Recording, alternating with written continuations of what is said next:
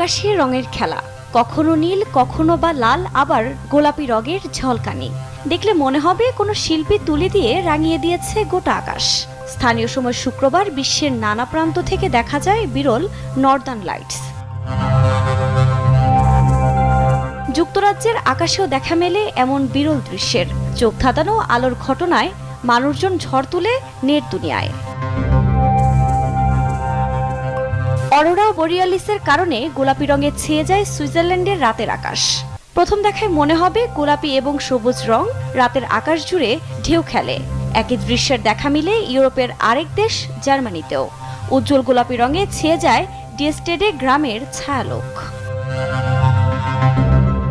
রঙের ঢেউ সাঁতার কাটতে দেখা যায় যুক্তরাষ্ট্রের বিভিন্ন অঙ্গরাজ্যে। আলাবামা, উত্তর ক্যালিফোর্নিয়া এবং নিউ জার্সিতেও ধরা পড়ে বিরল দৃশ্য।